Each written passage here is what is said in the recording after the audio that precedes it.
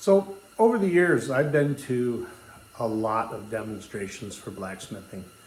And I can't tell you how many times I've seen someone make a chisel, turn a scroll.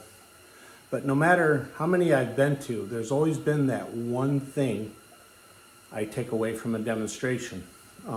It might not even be related to the demonstration.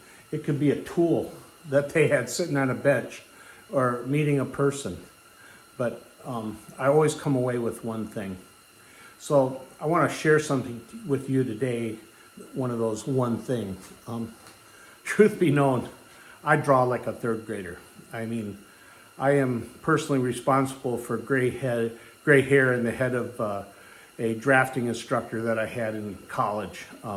He tried to no avail to help me out, and I don't know if it's a brain block or what, but I give credit to him, and so thank you.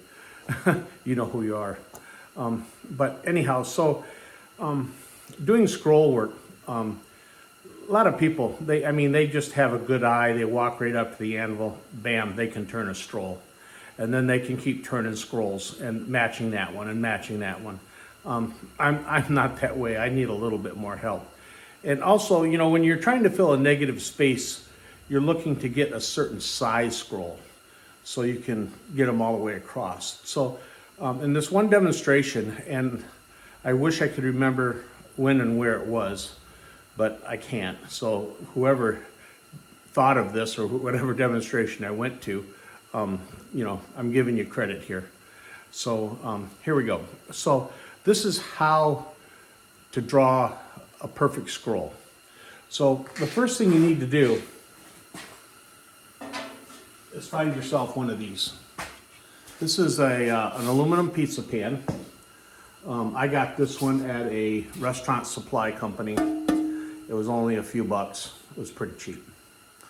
Then I went down to my local hardware store and I picked up one of these. And this is what's called a fender bolt.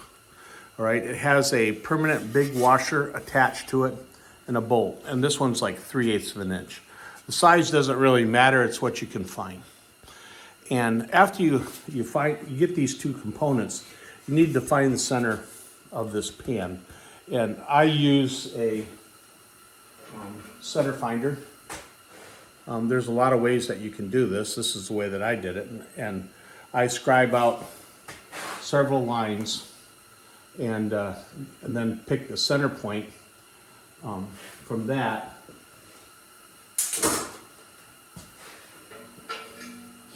I use a compass, scribe the circle, the outside diameter of this fender bolt, and then mix up some epoxy and I glue it to it. After you get done with that, I take and mount a drill in the vise, and I place this on top of it like so. And tighten up the chuck.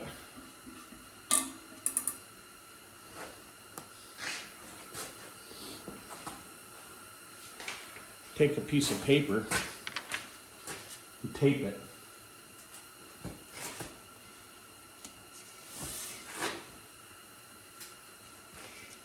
To the top.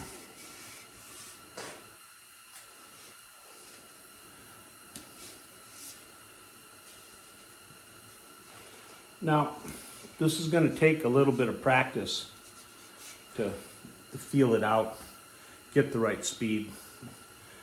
You just kind of try to eyeball in the center here where you want to start. I like to use a pencil. Play with the speed on your drill a little bit.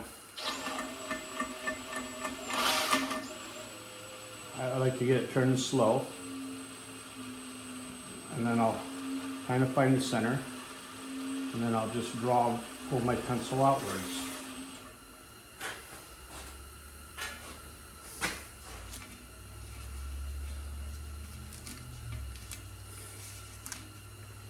And depending on what you're doing, you can put a large piece of cardboard on here, a larger plate on top of this, any size you want to get the scroll that you need. But this is kind of, hope you can see with the bad lighting in here, but you can kind of see that's not a bad scroll. It only took me one time, and I can work from this. So you say, okay, you've got the scroll. Now how are you going to use this on a hot piece of steel without it burning up?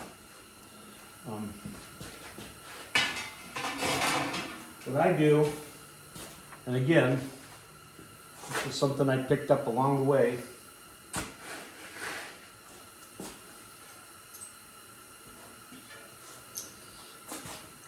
Always save your short soapstone pieces. You say, oh, what am I going to do? I burn my hands. No, this is what they're good for.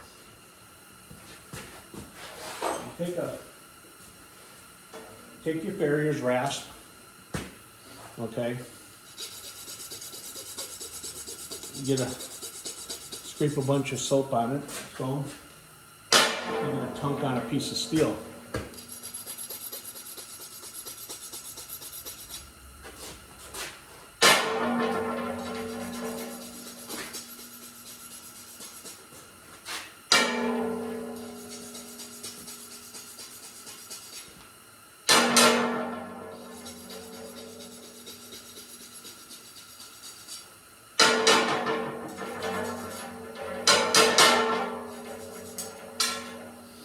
I think you get the idea.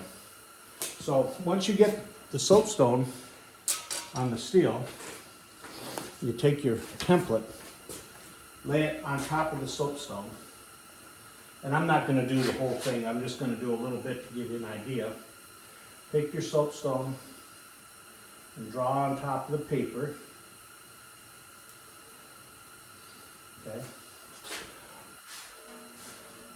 And it'll give you your image of your scroll. And then you just go back in, trace it on your steel, and from there you can heat your scroll up and bend it, freehand it to that. So once I get that far, I'll make a scrolling jig. Especially if usually I'll make a scrolling jig for almost anything I do because I like consistency. And so, this is the way I make my scrolling jigs. I usually use a piece of 1/4 by 1.5 inches. I put it on a piece of angle iron. I like to put it in my vise because that way I can walk around it, good access. And I kind of do a one-sided fishtail scroll. So I've got an area up here that I can start the scroll on and then work it down onto it and go all the way around it.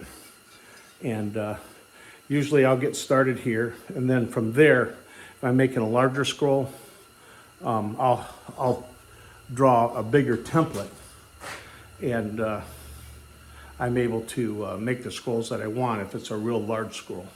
And if it's a small one, and a lot of them are about this size or smaller, I can just continue this off, and I have a smaller scroll jig for the bottom end. And every scroll I make comes out the same, and it gives a good consistency to what I make. So I hope that you enjoyed this, you get something out of it. If you have a comment, love to hear from you. Please leave it below. Like and subscribe and share it with your friends. And I hope your day is good. We'll see you later. Bye.